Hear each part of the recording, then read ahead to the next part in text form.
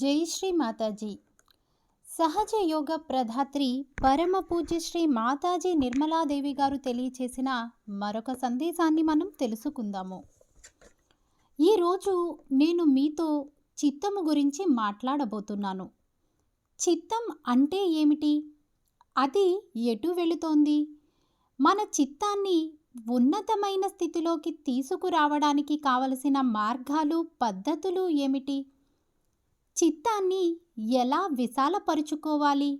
నేను ఈ విషయాలన్నీ మీకు చెబుతున్నప్పుడు మీలోని ప్రతి ఒక్కరూ ఇది శ్రీ మాతాజీ నా కోసమే చెబుతున్నారు, అంతేకాని ఇతరుల కోసం కాదు అని అర్థం చేసుకోవాలి. మానవులు మొట్టమొదటగా చేసే పని ఏమిటంటే, నేను మిమ్మల్ని ఉద్దేశించి మాట్లాడుతుంటే మీరు మాత్రం శ్రీ మాతాజీ ఎవరి గురించి మాట్లాడుతున్నారో అని తెలుసుకోవడానికి ప్రయత్నం చేస్తారు. మీరు మీ చిత్తాన్ని దారి మళ్లించడానికి ఇదొక మంచి మార్గం. మీ చిత్తాన్ని మీపైనే ఉంచుకుని శ్రీ మాతాజీ చెప్పింది నా గురించి, కేవలం నా గురించే అని అనుకుంటే దాని వలన ప్రతిఫలం ఉంటుంది. ఎందుచేతనంటే నా మాటలే మంత్రాలు.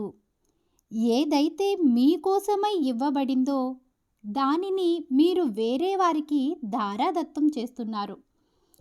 అలాగా అది వృధా అయిపోతుంది. సత్యాన్ని తెలుసుకోవడానికి మీ చిత్తం ఒక్కటే మార్గము. మీ యొక్క చిత్తం చాలా ముఖ్యమైనది. అంతేగాని ఇతరుల యొక్క చిత్తము లేదా ఇతరుల మీద ఉండే చిత్తం మీ యొక్క చిత్తము కాదు. ఇది మీరు బాగా అర్థం చేసుకోవాలి.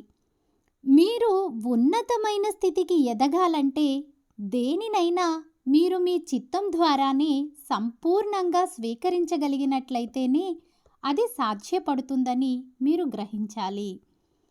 లేకపోతే అది ఎలా ఉంటుందంటే, మీకోసమని ఆహారాన్ని తయారు చేసి ఇస్తే అది మీకోసమని ఆహారాన్ని తయారు చేసి ఇస్తే అది మీకు అందకుండా వేరెవరికో వెళ్ళి వారు పోషింపబడినట్లుగా ఉంటుంది. దానివలన మీరేమి ప్రయోజనాన్ని పొందరు సరికదా, అవతలి వ్యక్తి కూడా పొందకపోవచ్చు. ఎందుచేతనంటే మీరు దానిని అతనికి ఇస్తున్నట్లుగా అతనికి తెలియదు కాబట్టి. ఈరోజు నేను మీతో చిత్తము గురించి మాట్లాడబోతున్నాను. కాబట్టి నేను చెప్పేదంతా మీ చిత్తం సంపూర్ణంగా గ్రహించాలని మీరు తెలుసుకోవాలి. ఇది వేరెవరి కోసమో కాదు. మీరు నిర్విచార స్థితిలో కూర్చోండి. అదే ఉత్తమమైన పద్ధతి. అప్పుడే అది మీ లోపలికి వెళుతుంది. లేకపోతే నేను చెప్పేది మీరు విన్నా కూడా అది ఎలాంటి ప్రభావం చూపని ఒక ఉపన్యాసంలాగా అవుతుంది. నేను ఇచ్చే ప్రతి ఉపన్యాసం మీలో పరివర్తన తీసుకువస్తుంది. ఎందుచేతనంటే మాట్లాడేది నేను కాబట్టి. మీరెప్పుడూ ఇతరుల గురించి మరియు మీ సమస్యల గురించే ఆలోచిస్తూ ఉంటారు. ఏవో పనికి మాలిన విషయాల గురించి ఎప్పుడూ చింతిస్తూ ఉండడం వలన మీ చిత్తం ఎంత భారమైపోతుందంటే మీకేమి చెప్పినా అది మీ లోపలికి వెళ్ళదు. కాబట్టి ఇప్పుడు జాగరూకతతో ఉండి దాన్ని అంటే చిత్తాన్ని ఉపయోగించుకోండి.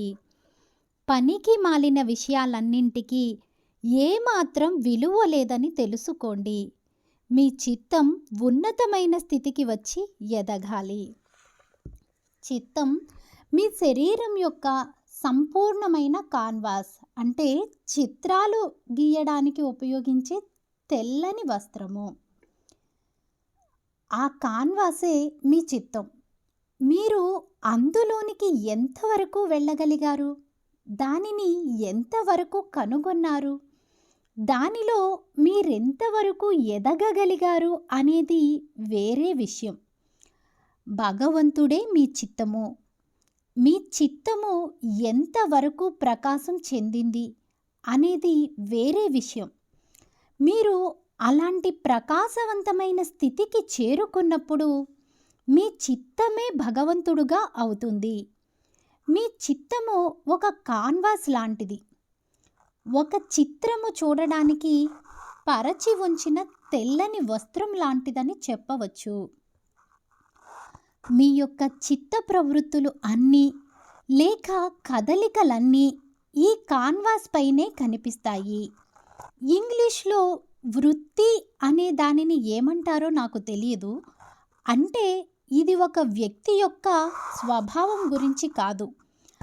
అయితే అతను దేనికైతే అలవాటు పడతాడో లేక అతని చిత్తం దేని వలనైతే ప్రభావితం చేయబడుతుందో అలాంటిది. మన చిత్తము స్వచ్ఛమైన సంపూర్ణమైన తెల్లని కాన్వాస్. మొదటగా మనలో ఉన్న త్రిగుణాలు దీని మీద ప్రభావం చూపిస్తాయి. ఈ త్రిగుణాలు మీకు ఒకటి గతం నుంచి, మరొకటి భవిష్యత్తు నుంచి, ఇంకొకటి ప్రస్తుతం నుండి వస్తాయి.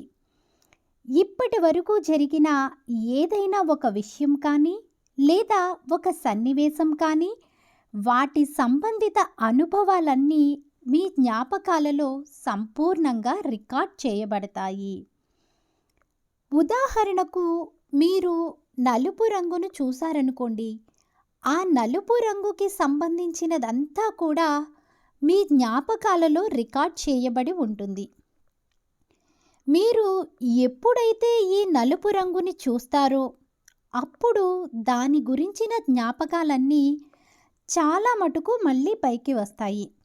దాని అర్థం దీనిని మీ చిత్తంతో చూస్తే మీ చిత్తం గజిబిజిగా అయినా అవుతోంది, లేక అది నలుపు రంగుకి సంబంధించిన జ్ఞాపకాలతో నిండిపోతుంది.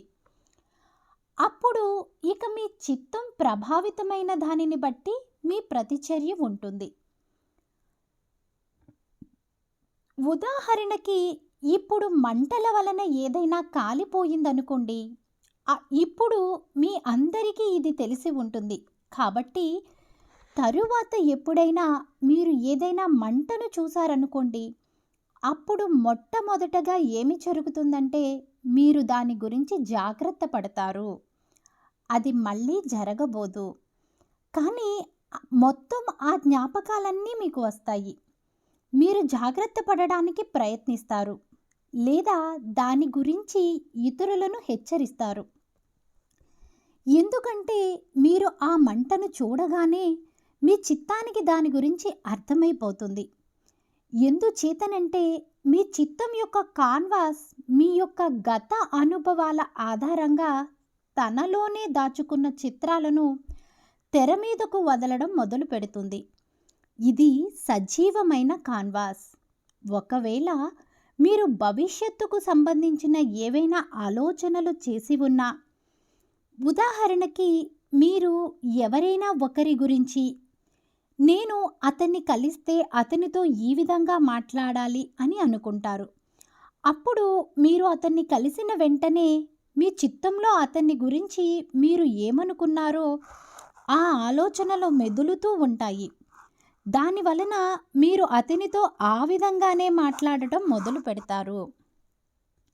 మీ భవిష్యత్తు గురించి అయినా లేక గతం గురించి అయినా అంతా మీలోనే నిలవ చేయబడి ఉంటుంది.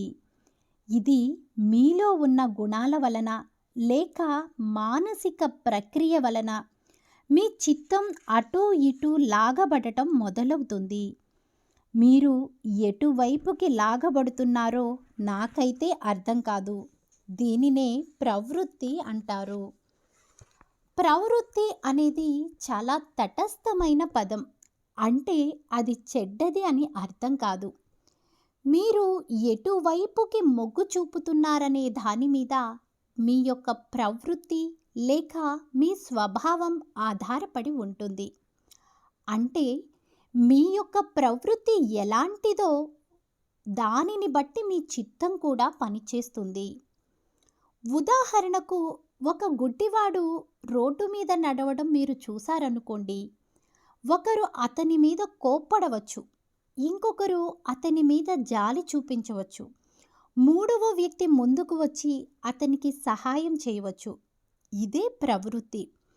మీ యొక్క 3 గుణాల ద్వారా మీరు అభివృద్ధి చేసుకున్న మీ యొక్క ప్రవృత్తి అంటే స్వభావము ఇది. అందువలన ఈ చిత్తము మీలో గుర్తింపు పొందబడి ఉంటుంది. మీరు మీ ప్రవృత్తి లేదా మీ స్వభావంతో కనుక గుర్తింపు పొందబడి ఉంటే మీరింకా గుర్తింపు పొందని ప్రదేశంలోనే ఉన్నారు. ఉదాహరణకి ఇంతకు మునుపే ఆవహింపబడి ఉన్న ఒక వ్యక్తినే తీసుకోండి. సహజ యుగంలోనికి వచ్చిన తరువాత ఆ దుష్టశక్తి అతన్ని వదిలి వెళ్ళిపోతుంది. కానీ అతని మస్తిష్కంలో మాత్రం తాను ఆవహింపబడి ఉన్నాను అనే జ్ఞాపకం అలానే ఉంటుంది. ఎవరైనా ఒక వ్యక్తిలో అలాంటి జ్ఞాపకాలు బలంగా ఉండి అతని ఎడమ పార్శ్వం బలహీనంగా ఉన్నట్లయితే ఆ జ్ఞాపకాలు అతని మదిలో మెదులుతూనే ఉంటాయి. అలాగా అతనికి ఎప్పుడైనా ఆ ఆవహింపబడిన దానికి సంబంధించిన ఏ వ్యక్తి అయినా తారసపడినట్లయితే అప్పుడు అతనిలో అది మళ్ళీ బహిర్గతమవుతుంది. దాని వలన మళ్ళీ దానికి సంబంధించిన ఆలోచనలన్నీ రావడం మొదలై మీరు మళ్ళీ ఆవహింపబడినట్లుగా భావిస్తారు. మీలో ఈ ప్రతిచర్యను కలిగించేవి జ్ఞాపకాలే. ఇదంతా ఒక మిథ్య. మీ జ్ఞాపకాలే మీకు ఇలా చెబుతాయి, ఓహో నీవు మళ్ళీ ఆవహింపబడ్డావు అని. ఎందుచేతనంటే మీ ఎడమ పార్శ్వం బలహీనంగా ఉంది. అంటే మీరు ఎప్పటికీ మీ జ్ఞాపకాల్లోనే నివసిస్తారు. మీ జ్ఞాపకాలు మీకంటే శక్తివంతంగా ఉన్నాయి. అదే కనుక మిమ్మల్ని మీరు మీ జ్ఞాపకాల కంటే ఎక్కువ శక్తివంతంగా చేసుకోగలిగితే అప్పుడు మిమ్మల్ని ఏదీ ఆవహించలేదు. మీరు ఆత్మ సాక్షాత్కారం పొందిన తరువాత కూడా మీ అహంకారాన్ని, ప్రత్యహంకారాన్ని ఒక మిథ్యగా చూడగలిగే మానసిక స్థాయిని మీరింకా పొందలేదు. మీరింకా మీ అహంకారం లేక ప్రత్యహంకారాలలో చిక్కుకుని పోతున్నారు. అందుచేతనే మీ చిత్తం ఇంకా గజిబిజిగానే ఉంది. అదే అమాయకత్వంతో నిండిన ఒక చిన్న పిల్లవాడిని చూసినట్లయితే అతని ధ్యాస ఎప్పుడూ నిర్మలంగా సామాన్యంగానే ఉంటుంది. ఎందుచేతనంటే అతనిలో ఏ విధమైన జ్ఞాపకాలు ఉండవు కనుక. అతను ప్రతి దానిని ప్రత్యక్షంగా చూసి అనుభవించి అనుభూతి చెందుతాడు.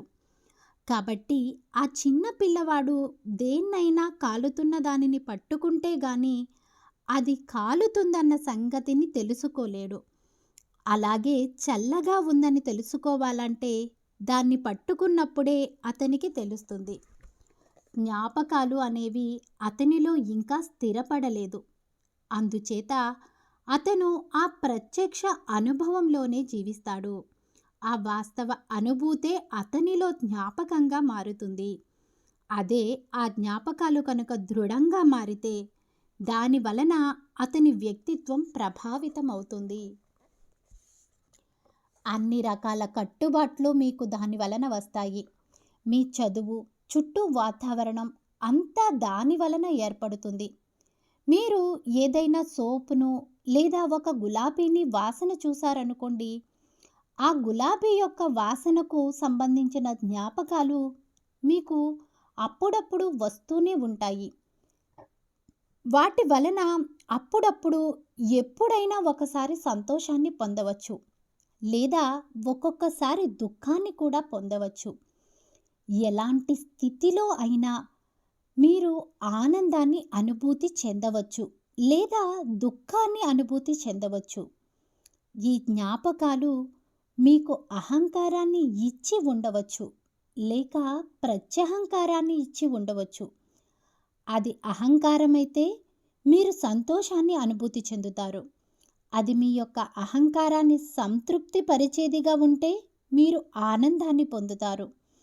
అలా కాకుండా అది ప్రత్యహంకారమైతే దాని వలన మీరు కనుక అణచివేయబడితే అప్పుడు మీరు దుఃఖాన్ని అనుభూతి చెందుతారు. కాబట్టి ఈ సంతోషము లేక దుఃఖము అనేవి మీరు ఇంకా మిథ్యలోనే ఉన్నారని సూచించే రెండు స్థితులు. మీరు వాటికి ఇంకా అతీతంగా వెళ్ళాలి. కాబట్టి ఏ విషయాన్ని గురించైనా ఆనందాన్ని పొందితే అది ఆత్మ సాక్షాత్కారం పొందక ముందుకు సంబంధించినదని మీరు తెలుసుకోవాలి. ఎందుచేతనంటే ఆ ఆనందం మీ అహంకారాన్ని ఇంకా పెంచడానికి సహాయపడుతుంది కనుక. అదే మీకు దుఃఖం కలిగితే మీ అహంకారం అణిచివేయబడి ప్రత్యహంకారం పెరుగుతుందని మీరు గ్రహించాలి. ఈ రెండు అంటే అహంకార ప్రత్యహంకారాలు ఈ రెండు కూడా మీ ఎదుగుదలకు ఏమాత్రం సహాయపడవు. ఈ రెండు వ్యవస్థలు కూడా ఎంతగా అభివృద్ధి చెందుతాయంటే అవి మిమ్మల్ని వాస్తవమైన అనుభూతికి దూరంగా ఉంచుతాయి. మీ చిత్తమంతా గజిబిజిగా తయారవడం వలన మీరు వాస్తవమైన అనుభూతిని పొందలేరు. కాబట్టి మీరు ఎడమ పార్శ్వం వైపుకు వెళితే మీ చిత్తం భయం, నొప్పి, బాధ, నిరాశ, వ్యాకులతతో నిండిపోతుంది. అదే కుడి పార్శ్వం వైపుకి అతిగా వెళితే అతి ఉత్సాహం, సంతోషంతో ఉబ్బు తబ్బైపోవడం, అతిగా పెత్తనం చెలాయించడం లాంటివి చేస్తారు. ఎడమ పార్శ్వం యొక్క రంగు నీలం. ఈ నీలం రంగు నలుపుగా మారడం మొదలవుతుంది. కుడి పార్శ్వం మొదటగా లేత పసుపు రంగు లేక బంగారు వర్ణంలో ఉండి తరువాత ముదురు పసుపు, నారింజ రంగు, తరువాత ఎరుపు రంగుకి మారుతుంది. మీరు కుడి పార్శ్వం వైపుకి అతిగా వెళితే దూకుడు స్వభావంతో ఉంటారు. అదే ఎడమ పార్శ్వం వైపుకి అతిగా వెళితే సంపూర్ణంగా శక్తి క్షీణించిన స్థితికి చేరుకుంటారు. లేక మీ నుంచి మీరు వేరుపడి పూర్తిగా గడ్డ కట్టుకుని పోతారు. అలాగా ఒకవైపు పూర్తిగా గడ్డ కట్టుకుపోయి ఇంకొక వైపు పూర్తిగా వేడెక్కిపోతారు. ఈ రెండు స్థితులు కూడా మిమ్మల్ని తప్పుడు మార్గంలోనికి తీసుకుని వెళ్ళేవే. ఒకవేళ మీ చిత్తాన్ని మీరు మధ్య మార్గంలో ఉంచినా కూడా అది అక్కడ నిలిచి ఉండదు. ఎందుకంటే అది చాలా సున్నితమైన స్థానం. ఉదాహరణకు అగ్నిని తీసుకుంటే మనం దానిని ఇంటిని తగలబెట్టడానికి ఉపయోగించవచ్చు. అదే మాదిరిగా పొగను పెట్టడానికి ఉపయోగించవచ్చు. అదే సరైన మార్గంలో సరైన మోతాదులో దీనిని వాడితే అది వంట వండడానికి లేదా కాంతిని ఇవ్వడానికి ఉపయోగపడుతుంది. ఆ మంట మరీ ఎక్కువైతే కాల్చివేస్తుంది, మరీ తక్కువైతే అది కాలుతూ పొగను ఇస్తుంది. అదే మధ్య మార్గంలో దాన్ని ఎలా సమతుల్యం చెయ్యాలో తెలిస్తే దాన్ని మన స్వంతానికి అంటే వంటకు లేదా వెలుగునివ్వడానికి మరియు పూజకు కూడా ఉపయోగించుకోవచ్చు. అలాగే మన యొక్క గుణాలను మనం నిజంగా సరైన పద్ధతిలో సమతుల్యం చేసుకుంటే పరిస్థితినంతా మనం ఆధీనంలోనికి తీసుకోగలుగుతాము. దాని వలన మన చిత్తం ఇంతవరకు జరిగిన విషయాలపైకి కాక మన జ్ఞాపకాల ద్వారా లేక అనుభవాల ద్వారా తెలుసుకున్న వాటిలోకి కానీ అలాంటి వేటిలోకి కానీ లాగబడదు. అలాగే ఇతరులపై పెత్తనం చెలాయించడం, ఆధిపత్యం వహించడం అలాంటి విషయాలపైకి వెళ్ళదు. ఎందుచేతనంటే మీరు ఆ వైపుగా అంటే కుడివైపుగా అతిగా వెళితే అది రక్తమయం అంటే హింసాత్మకం అవడం మీరు చూశారు. ఇప్పటి ఇరాన్ లాగా మత విశ్వాసాలు మనస్సులలో నాటుకుపోయి ఉన్న ప్రజలు కుడి పార్శ్వం వైపుకు వెళ్ళి కఠోర నియమాలతో చివరికి రక్తపాతానికి ఎలా తెగబడతారో అర్థం చేసుకోవటం ప్రజలకు చాలా కష్టం. క్రైస్తవులు కూడా అలాగే చేశారు. భారతదేశంలో బ్రాహ్మణులు కూడా అలాగే చేశారు. బౌద్ధులు కూడా అలానే చేశారు. వారందరూ అహింస గురించే మాట్లాడారు, కానీ రక్తపాతం అంటే హింస వైపుకే వెళ్ళారు. ఎందుచేతనంటే అప్పుడు కుడి పార్శ్వం వైపు గమనం మొదలైంది. అదే ఎడమ పార్శ్వం వైపు గమనం మిమ్మల్ని కపటమైన, రహస్యమైన, చీకటి కోణపు పద్ధతులకు తీసుకువెళ్తుంది. కుడి పార్శ్వపు వ్యక్తులు అంటే అభివృద్ధి చెందాయని చెప్పబడే పెద్ద దేశాలన్నీ యుద్ధాన్ని సమర్థిస్తాయి. మనం ఒకరినొకరు ఎదుర్కోవాలంటే ఆయుధాలు ఉండి తీరాలి. కానీ భగవంతుని దృష్టిలో మీరందరూ ఒక్కటే కదా. మీరు ఎందుకు పోట్లాడుకుంటున్నారు? ఆ అవసరమేమిటి? ఎందుచేత మీరందరూ పద్ధతిగా కూర్చుని ఒకరు చెప్పేది ఒకరు వినరు? మీరు దేని గురించి పోట్లాడుకుంటున్నారు? మీరు నేల గురించి పోట్లాడుకుంటున్నారు. ఈ నేల మీ తండ్రిదా? ఇది భగవంతునికి సంబంధించినది. భగవంతుడే దీన్ని సృష్టించాడు. మీరు ఎందుకు పోట్లాడుకుంటున్నారు? కానీ మీ చిత్తము ఎలా ఉంటుందంటే వెంటనే మీరెలా అంటారు, ఓ ఇది నా భూమి, నా మాతృభూమి, నా పితృభూమి, నా సోదర భూమి. మరి మీ లోపల ఉన్న భూమి మాటేమిటి? అది మీది కాదా? కాబట్టి మీరు ఈ ప్రజలకి యుద్ధం వద్దు బాబు అని చెబుతూ పోతుంటే వారెప్పటికీ వినరు. దానికి ఆత్మ సాక్షాత్కారం ఒక్కటే మార్గం. ఆత్మ సాక్షాత్కారం వలన మీ చిత్తం ఉన్నతమైన స్థితికి వెళ్ళి ఇలాంటి చెడు అన్నీ ఉన్నతమయ్యే ప్రదేశం నుంచి వేరుపడుతుంది. ఇలాంటి చెడు అన్నీ ఉత్పన్నమయ్యే ప్రదేశం నుంచి వేరుపడుతుంది. నేను చెప్పింది మీకు అర్థమయ్యిందా? ఒక్కొక్క పొర ఎదుగుతున్న కొద్దీ చిత్తం ఉన్నతమైన స్థితికి వెళుతుంది. కుడి పార్శ్వపు గమనం వలన మీరు తికమక పడతారు. మొదటగా మీరు అయోమయంలో పడతారు. ప్రతి మేధావి అతను ఎంత తెలివైన వాడైనప్పటికీ తికమక పడతాడు. ఇంకా ఎక్కువ తికమక పడే కొద్దీ ఇంకా ఎక్కువగా తనని తాను గట్టిగా సమర్థించుకుంటాడు. అతని మీద అతనికి నమ్మకం లేదు, కానీ తానే కరెక్ట్ అని ఇంకా గట్టిగా ఇదే విషయం అని ఘంటాపదంగా చెప్తాడు. అతను కరెక్ట్ అయిన విషయాన్నే చెప్తున్నప్పుడు దాన్ని మళ్ళీ నొక్కి చెప్పవలసిన అవసరం ఏముంది? అప్పుడు అతను ఖచ్చితంగా పిచ్చాసుపత్రికి వెళుతున్నాడనేది అర్థం చేసుకోండి. అతను మళ్ళీ గట్టిగా చెప్పే విధానం, ఎప్పుడూ దాని గురించే మాట్లాడటం చూస్తే దాని అర్థం దానిపైన అతనికి అవగాహన లేదు. ఒక ఆవహింపబడిన వ్యక్తిలాగా తయారవుతాడు. అతను అన్నీ తన మేధస్సు ద్వారా విశదీకరించి ఇది విషయం, ఇదే సరైనది, మనమందరము ఇదే చేయాలి అని తనలాగా అయోమయ స్థితిలో ఉన్న చాలామందిని ఒప్పిస్తాడు. వారు అతనిపై ఆధారపడతారు. అతను నాయకుడైపోతాడు. ఎందుచేతనంటే మిగతా వారందరూ ఇంకా ఎక్కువ అయోమయ స్థితిలో ఉండి తమకన్నా తక్కువ అయోమయ స్థితిలో ఉన్నవాడిని, అంటే కనీసం బయటికి అలా కనపడే వ్యక్తిని వెతుక్కుని అతనికి అతుక్కుపోతారు. అలాంటి వారందరూ ఏకమై యుద్ధానికి బయలుదేరతారు. రక్తపాతాన్ని చూడాలనుకుంటారు. వారు హృదయం లేని, కరుణ లేని, ప్రేమ లేని వైరాగ్యులుగా తయారవుతారు. ఇంకొక రకం వారుంటారు. వారి గమనం ఎప్పుడూ నీలం రంగు వైపుకు ఉంటుంది, నీలి వెన్నెల వైపుకి, కాల్పనిక శృంగారం వైపు గమనం మొదలవుతుంది. వెన్నెలలో కూర్చుని భైరవనాథుని నుంచి ఆలోచనలు రావడం మొదలవుతాయి. అప్పుడు అవి మీ చిత్తంలోనికి వస్తాయి.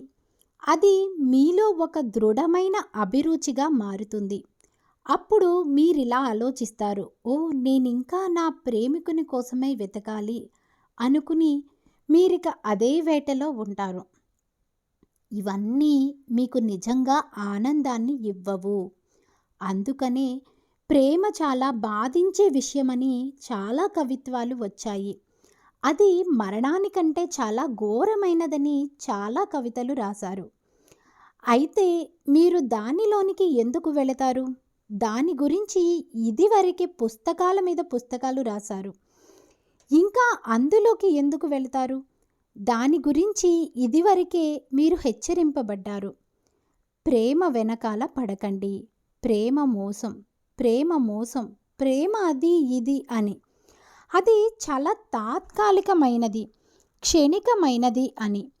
ఒకవేళ ఎవరైనా ఒక మంచి వ్యక్తిని వివాహం చేసుకుని వీటన్నింటికి ఫుల్ స్టాప్ పెట్టేసి ప్రేమ మరియు వివాహం ఇవన్నీ సమస్థితిలో ఉంటాయని తెలుసుకుని వంటింట్లోని మంటలాగా, దేవాలయంలోని దీపంలాగా దానిని చూసుకుంటూ దాని గురించి అతిగా వెళ్లకుండా ఉంటే మంచిదే.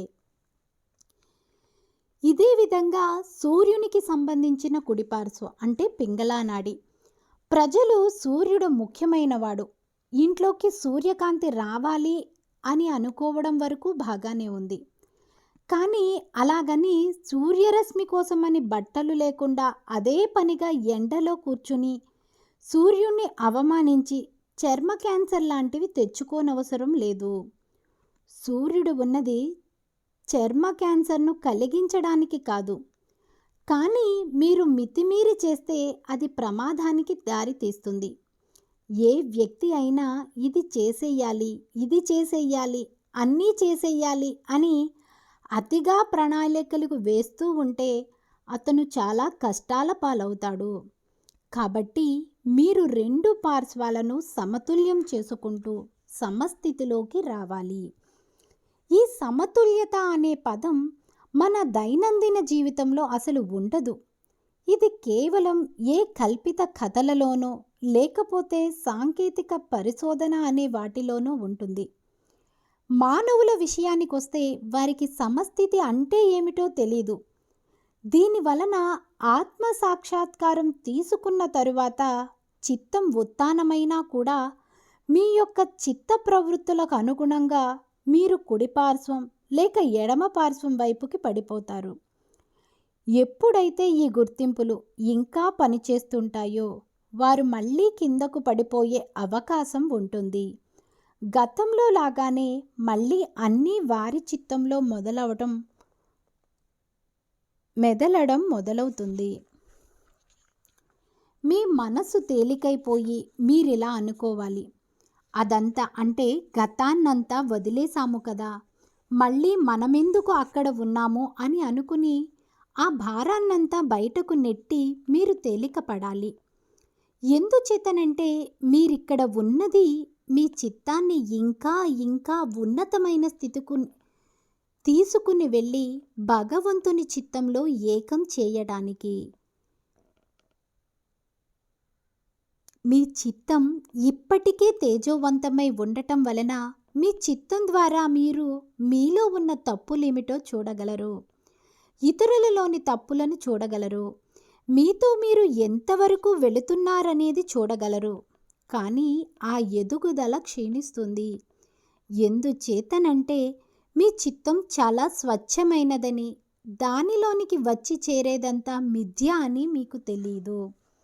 మీరు ఈ మిథ్యని క్రమేపీ వదిలేస్తూ దీన్నంతా మాయగా గ్రహించి ప్రతి విషయాన్ని అది మీకు సంతోషాన్ని కలిగిస్తుందా లేక దుఃఖాన్ని కలిగిస్తుందా అనే విషయంపై ఆధారపడి చూడకుండా అదంతా మిథ్య అని గ్రహించగలిగితే అప్పుడు మీ చిత్తం ఆకాశమంత ఎత్తుకి ఎదిగి అక్కడ స్థిరపడుతుంది.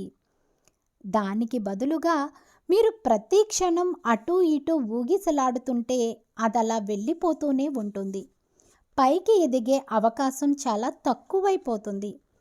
అలాగే సత్వగుణంలో కూడా దానిలో మీరు ఎదిగితే ఒక్కొక్కసారి దానిలో కూడా చాలా అధ్వాన్నంగా తయారవుతారు. ఉదాహరణకు నేను సత్వగుణవంతునిగా తయారవడానికి ప్రయత్నిస్తున్నాను అని అనుకుంటారు. సత్వగుణంలో జరిగేదేమిటంటే ప్రతి విషయంలో కూడా మీ విచక్షణ మీరు అర్థం చేసుకున్న దానిపై ఆధారపడి పనిచేస్తుంది. ప్రతిదాన్ని అలాగే చూస్తారు. అంతేకాని మీ చైతన్య తరంగాల ద్వారా కాదు. మీరు అర్థం చేసుకున్న దాని ద్వారా, ఓహ్! మనం మన చిత్తాన్ని దానిపై నుంచి తీసివేద్దామా? దీనిని వదిలివేయడం మంచిదేమో. మనం వెళ్ళి జనాలకు సేవ చేద్దామా? దాన ధర్మాలు చేద్దామా? ఇలా అనుకుంటారు. ఇంకా కొంతమంది ఇలా ఆలోచిస్తారు, మనం చాలా గొప్ప పని చేయబోతున్నాము అని. ఎవరినో విడిపించడానికి వెళుతున్న సైన్యంలాగా ఫీల్ అవుతారు. ముందుగా వారిని వారు విడిపించుకోనివ్వండి. వారెవరికీ అలాంటి ముక్తిని కలిగించాలనుకుంటున్నారో నాకైతే అర్థం కాదు. కాబట్టి ఈ సత్వగుణం యొక్క ఆలోచనలు ఒక్కొక్కసారి మిమ్మల్ని కట్టిపడేసి ఎప్పటికీ గడ్డ కట్టుకుపోయేలాగా చేస్తాయి. ఒక్కొక్కసారి అవి నిగూఢంగా, రహస్యంగా మీకు తెలియకుండానే మీలో పనిచేస్తాయి. ఇలాగ ఇతరులకు సహాయపడాలి, దాన ధర్మాలు చేయాలి అని ఒక స్వచ్ఛంద సంస్థను స్థాపించాలనుకుంటున్నారనుకోండి, ఇక అంతే. మీరు అలాంటి స్వచ్ఛంద సంస్థ కోసం పనిచేయడం మొదలు పెడితే ఇంక మీ చిత్తం అక్కడితో పరిసమాప్తమైపోయినట్లే. అదే కనుక మీ చిత్తం అంతకంటే ఇంకా ఇంకా ఉన్నతమైన స్థితికి ఎదిగితే, అంటే నా చిత్తంలాగా, అసలు నేనే ఒక దాతృత్వాన్ని, మరేమీ కాదు అంటే నేనేమిటి, అదలా దాతృత్వం అంటే దాతృత్వం నాలో ప్రవహిస్తుందంతే. మీరే దాతృత్వం అవుతారు అంతే. అది కేవలం ప్రవహిస్తుంది. ఆత్మ సాక్షాత్కారం తీసుకున్న వారికి, తీసుకోని వారికి మధ్య తేడా ఏమిటంటే, ఆత్మ సాక్షాత్కారం పొందిన తరువాత మిథ్యనే వాస్తవమని చూపించే మిథ్య అయిన విషయాలన్నీ మీరు స్పష్టంగా చూడగలరు. అప్పుడు ఉన్నత స్థాయికి చేరుకున్న చిత్తమే ఉంటుంది. అప్పుడు ఆ చిత్తం ఇదంతా మిథ్య అని స్పష్టంగా తెలుసుకోగలదు. అప్పుడు మిమ్మల్ని మీరు ఆ మాయ నుండి వేరు చేసుకోవచ్చు. అయితే దానికోసమై నేను మిమ్మల్ని కొంచెం ముందుకు తోయాలి, అందులో సందేహం లేదు. అలా మిమ్మల్ని ముందుకు తోయడానికై నేను చాలా కష్టపడి పనిచేస్తున్నాను. కానీ మీరు కూడా మిథ్య అయిన విషయాలన్నింటినీ వదిలివేయాలని తెలుసుకోవాలి. లేకపోతే మీరు ఎదగలేరు. అలా వదిలేయాలంటే దానికి ఉత్తమమైన పద్ధతి నిర్విచార స్థితిలో ఉండటమే. త్రిగుణాలకు అంటే రజో తమో సత్వ గుణాలకు అతీతంగా వెళితే మీరు నిర్విచార స్థితిలోకి వెళతారు. మీరు ఆజ్ఞా చక్రాన్ని దాటాలి. మీరు ఆజ్ఞను దాటితే పూర్తిగా గుణాతీతులవుతారు. ప్రయత్నపూర్వకంగా మీరేదీ చెయ్యరు. అది అలా జరిగిపోతుంది అంతే. కానీ పశ్చిమ దేశాల్లో ఉన్న వ్యాధుల్లో ఒకటి విశ్లేషించడం. మీరు దేని గురించి విశ్లేషిస్తున్నారు? మిమ్మల్ని మీరు ప్రశ్నించుకోండి. ఈ జరుగుతున్న విశ్లేషణ చూస్తే నాకు నిజంగా నవ్వు వస్తుంది. వారు కూర్చుని ఒక తల వెంట్రుకను తీసుకుని దానిని 100 భాగాలుగా విభజిస్తారు. చాలా గొప్ప విశ్లేషకులు కూర్చుని ఉన్నారక్కడ. వారు క్రోమోజోములకు ఆ గుండ్రంగా తిరిగే చర్య ఎలా వచ్చిందో, అవి అంత సూక్ష్మమైన స్థితిలో ఎలా నిర్వహింపబడతాయో కూడా వారికి తెలియదు. వారు కనీసం ఒక కణం ఎలా విభజన చెందుతుందో కూడా చెప్పలేరు. అక్కడ కూర్చుని వారేమీ విశ్లేషణ చేస్తున్నారు? ఉదాహరణకి ఈ విషయాలన్నీ మీరు కనుగొనకపోయినట్లయితే, అంటే సైన్సును కనుగొనకపోయినట్లయితే మీ చిత్తము కొద్దిగా మెరుగ్గా ఉండేది. ఈ సైన్స్ వలన మీ చిత్తము కూడా అయోమయంలో పడిపోయింది. కాబట్టి ఈ సైన్స్ని పొగడాలో లేక ప్రాచీన పద్ధతులను పొగడాలో నాకు తెలియటం లేదు. మీరు విజ్ఞాన శాస్త్రంలో ఎదిగినా కూడా మీరు మరొక వైపు అతిగా వెళ్ళారు. మీ యొక్క చిత్తం వేడెక్కిపోయే వరకు మీరు తృప్తి పడలేదు. అంటే దానర్థం విజ్ఞాన శాస్త్రం విషయంలో మీరు సమస్థితిని పాటించి ఉంటే అది సహాయకారిగా ఉండేది. కానీ అక్కడ సమతుల్య స్థితి పోగొట్టుకోబడింది. మానవులకు ఏది ఇచ్చినా సరే దానిని పతనం అంచుల వరకు ఎలా తీసుకుని వెళ్ళాలో వారికి తెలుసు. వారు అతిగా వెళతారు. వారికొక గుర్రాన్ని ఇవ్వండి, దాని మీద మామూలుగా స్వారీ చేస్తూ వెళ్లకుండా వారు క్రింద పడి మరణం కొని తెచ్చుకునేంత వరకు దాన్ని అతిగా పరిగెత్తిస్తారు. ప్రతి విషయంలోనూ వారు పరుగుల మీదే ఉంటారు. మిమ్మల్ని మీరు స్థిరపరుచుకోవడానికి పాటించవలసిన పద్ధతి ఏమిటంటే, మీరిలా చెప్పుకోండి, ఈ మిథ్య అయిన విషయాలన్నీ నా చిత్తంలోనికి రానివ్వను అని.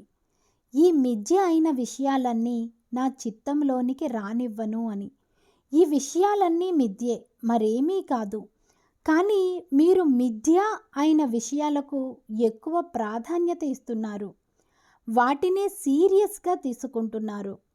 మీరు ఆత్మ సాక్షాత్కారం పొందాక ఇలాంటి వారిని చూసి, అంటే పౌర్ణమి రాత్రి నాడు పిచ్చి పట్టినట్లుగా ఉండే వారిని చూసి మీరు నవ్వుకుంటారు. కానీ అలా చేసే వారిని మీరెందుకు అలా చేస్తున్నారు అని అడిగితే మాత్రం మీకు హృదయం లేదు, అనుభూతులు లేవు అని అంటారు. దాని గురించి ఒక పెద్ద కవిత్వాన్నే వినిపిస్తారు. ఇలాగా గుర్రమెక్కి కూర్చుని వ్యవహారాలలో తలమునకలై ఉన్న వ్యక్తులనెవరినైనా చూస్తే మీకు నవ్వాలని అనిపిస్తుంది. కానీ వారు మాత్రం ఇలా, మీరు పనికిమాలిన వారు, మీరు ఏ పని చేయడం లేదు, మీరు దేనికి కొరగాని వారు, వృధా అయిన వారు అని అంటారు. మీరిప్పుడు ఆత్మ సాక్షాత్కారులయ్యారు కాబట్టి మీ చిత్తం ఇంకా ఇంకా ఉన్నతమైన స్థితికి వెళ్ళాలని మీరు అర్థం చేసుకోవాలి. వాస్తవానికి ఆత్మ సాక్షాత్కారం తీసుకున్నప్పుడు ఏమి జరిగింది? మీ కుండలిని ఉత్థానం చెంది ఒకే ఒక వెంట్రుక మందంతో పైకి వచ్చి మీ సహస్రారాన్ని ఛేదించింది. దాని వలన భగవంతుని యొక్క కృప మీలోనికి ప్రవహించడం జరిగింది. ఇది చాలా చిన్న కదిలికే కానీ చాలా కష్టతరమైనది. కానీ అది జరిగింది, అందులో ఎటువంటి సందేహం లేదు. ఇప్పుడు మీరు దీనిని విస్తరింప చేసుకోవటం లేదు. మీ చక్రాల మధ్యలో మాత్రం కొంచెమే తెరవబడింది. కానీ మీ మిగిలిన చిత్తమంతా ఇంకా విషయాలకు అంటిపెట్టుకునే ఉంది. నిజానికి అది ఎంతగా అంటిపెట్టుకుని ఉందంటే, అది సహస్రారాన్ని ఛేదించుకుని వెళ్ళిందనే విషయమే మీకు తెలియదు. మీరు చిత్తాన్ని విస్తరింప చేసుకోవాలి, మరింతగా తెరవాలి. దాని వలన కుండలిని యొక్క మరిన్ని పోగులు పైకి రావడం ద్వారా చక్రాలలో ఉన్న మీ చిత్తం విశాలవంతమవుతుంది. అలా విస్తరించడం వలన అది ఇరువైపులా ఉన్న మిథ్యను నెట్టివేస్తుంది. ప్రతి శక్తి కేంద్రంలోనూ మన చిత్తం ఉంటుంది. అది మన శక్తి కేంద్రంలో నుండి ప్రసరించే కాంతి, అంటే కుండలిని జాగృతి ద్వారా జాగృతమవుతుంది. కానీ మీరు పోగు చేసుకున్న చీకటి ముందు ఈ కాంతి చాలా చిన్నది. ప్రత్యేకంగా పశ్చిమ దేశస్థులు ఈ తికమక నుండి బయటపడాలి. కానీ ఇంకా మీరు వాటితో గుర్తింపు పొందుతున్నారు. ఎందుచేతనంటే, నేనెప్పుడైనా మిమ్మల్ని ఎలా ఉన్నారు అని అలాంటిదేదైనా అడిగితే మీరు అంటే ఏమిటి అని అంటారు. అంటే మీరింకా గందరగోళంలోనే ఉన్నారు, అంతే కదా? ఈ తిక్కమక మీలో నుండి పోవాలి. మీలో ఒక సంశయం ఏమిటంటే, ఇది ఆత్మ సాక్షాత్కారమేనా కాదా అని. ఇప్పుడు మీలో అలాంటిదేమీ లేదని నేను అనుకుంటున్నాను. కనీసం ఇప్పటికైనా ఇది ఆత్మ సాక్షాత్కారమే అని మీరు నమ్ముతున్నారని అనుకుంటున్నాను. నేను ఇప్పుడు మీరు ఆత్మ సాక్షాత్కారులే, అవును అని చెప్పవలసి వచ్చింది. ఇంకా లేదు శ్రీ మాతాజీ, మేము ఆత్మ సాక్షాత్కారులం కాదు. ఇది ఆత్మ సాక్షాత్కారమని మీరెలా చెబుతారు? ఆత్మ సాక్షాత్కారం నుంచి మేము ఇది ఆశిస్తున్నాము, అది ఆశిస్తున్నాము, మేము ఆత్మ సాక్షాత్కారులమైతే గాలిలో ఎగరగలగాలి, ఇంకా ఇలాంటి పనికి మాలినవన్నీ అంటుంటారు. ఈ ఆలోచనలన్నీ పోయాయి. అందుకు భగవంతునికి కృతజ్ఞతలు. మనం ఆత్మ సాక్షాత్కారం పొందితే మనలోకి కాంతి వస్తుంది. అయితే దానిలో మనం ఎదగాలంటే మన చిత్తాన్ని మిథ్య నుండి వేరు చేయాలి. ఇదంతా మిథ్యే. నేను కూడా మీతో ఆటలాడుకుంటూ ఉంటాను. ఎందుచేతనంటే మీలో ఖచ్చితత్వం స్థిరపడితే గాని నేను మీ గురించి మీకు తప్పుడు అంచనాలను ఇవ్వదలుచుకోలేదు. మీ చిత్తము ఇంకా ఎంతవరకు ఊగిసలాడుతూ ఉంటుందో నేను చూడాలనుకుంటున్నాను. మీ గురించి మీరు ఇంకా పూర్తిగా నమ్మకంతో లేరని నాకు తెలుసు. అందుచేతనే ఆత్మవిశ్వాసం లోపిస్తుంది. మొదటగా మీరు డ్రైవింగ్ నేర్చుకోవాలి. తరువాత పరీక్షించబడతారు. ఒక 5 రాళ్లను ఒక కారు మాత్రం పట్టగలిగేంత దూరంలో అమర్చుతారు. ఈ రాళ్ల మధ్య నుండి మలుపులు త్రిప్పుతూ కారును నడపవలసి ఉంటుంది. అది మీరు చేయలేకపోవచ్చు. ఎందుకని? అలా వారు మిమ్మల్ని నిపుణులుగా తయారు చేస్తారు. ఏ విషయాలైతే మిమ్మల్ని కలత పెడుతున్నాయో వాటన్నింటినీ ఒక మిథ్యగా చూడగలిగినప్పుడే మీ చిత్తము మీద మీకు ఆధిపత్యం వస్తుంది. మిమ్మల్ని కలత పెట్టేదంతా మిథ్యే. దాన్ని విసిరి కొట్టండి, అంతే. దాన్ని పక్కకు పడేసి మీరే శాశ్వత చిత్తమని, శాశ్వతమైన జీవితం అని అర్థం చేసుకోండి. ఇలాంటి సత్యాలన్నింటికీ మిమ్మల్ని దూరంగా ఉంచేది కేవలం మీ అజ్ఞానమే. ఈ అజ్ఞానం అనేదాన్ని మీరు సులభంగా అర్థం చేసుకోవచ్చు. అది మిమ్మల్ని మిథ్యయే సత్యమని నమ్మేటట్లుగా చేస్తుంది. కేవలం దానిని వదిలివేయండి, అంతే. ఇదంతా మిథ్యే. మీ యొక్క చిత్తం ఎలాగ ఉన్నత స్థితికి ఎదుగుతుందో అప్పుడు మిమ్మల్ని భయపెట్టిన లేక సంతోషాన్ని కలిగించిన పనికి మాలిన విషయాలన్నీ ఎలాగ వదిలివేయబడ్డాయో చూసి మీరే నవ్వుకుంటారు. అప్పుడు మాత్రమే మిమ్మల్ని మీరు పూర్తిగా ఆనందిస్తారు. ఎందుకంటే మీ చిత్తం పూర్తిగా మీ ఆత్మ యొక్క ఆనందంలో మునిగిపోయి ఉంటుంది. నేను చెప్తున్నాను, మీకు అలా జరిగి తీరుతుంది. ఇప్పటికీ మీరు ఆ ఆనందంలో మునిగిపోయి ఉన్నారు. దాన్ని నిలబెట్టుకోండి. ఇది ఎలా చేయాలి? నిజానికి దైనందిన జీవితంలో మన పాత జ్ఞాపకాలను ఎలా మరిచిపోవాలి? పాత జ్ఞాపకాలని మరిచిపోవాలంటే కొత్త జ్ఞాపకాలను తయారు చేసుకోవాలి. మీరెప్పుడు మొట్టమొదటగా ఆత్మసాక్షాత్కారం తీసుకున్నామనేది గుర్తుపెట్టుకోండి. ఎప్పుడూ దాని గురించి ఆలోచిస్తూ ఉండండి. ఒకవేళ పాత విషయాలు మీకు జ్ఞాపకం వస్తుండే వెంటనే మీరు ఎలా ఆత్మసాక్షాత్కారం తీసుకున్నారు అనే విషయాన్ని గుర్తు తెచ్చుకోండి. ఏవైనా చెడు జ్ఞాపకాలు లేక మిమ్మల్ని సంతోషపరిచినవి అయినా సరే వస్తున్నప్పుడు మీకు ఆత్మసాక్షాత్కారం ఎలా కలిగిందనేది గుర్తుకు తెచ్చుకోండి. అలాగే మీకు దేని గురించైనా కోపం లేక ఆగ్రహం కలిగితే మీరు శ్రీ మాతాజీకి శరణాగతులైనప్పుడు కలిగిన ఆనందాన్ని గుర్తు తెచ్చుకోండి. ఆ చక్కటి ఆనందాన్ని, మిమ్మల్ని మీరు పూర్తిగా అర్పించుకున్న ఆనందాన్ని జ్ఞాపకం తెచ్చుకోండి.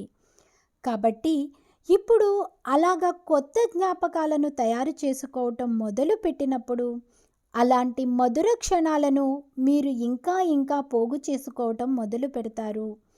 అవెలాంటివంటే ఇతరులకు సహాయపడడానికి ప్రయత్నించడం, ఇతరుల కుండలిని జాగృతి చేసిన క్షణాలు అలాంటివి.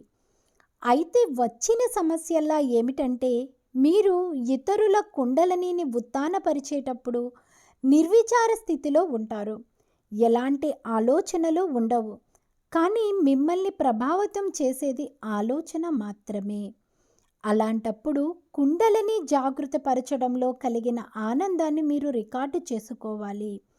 అలాగా ఇతరుల కుండలిని ఉత్తానపరిచినప్పుడు కలిగే ఆనందాన్ని రికార్డు చేసుకోగలిగితే అప్పుడు ఇలాంటి మధుర క్షణాల సంపదను మీరు పోగు చేసుకుంటారు.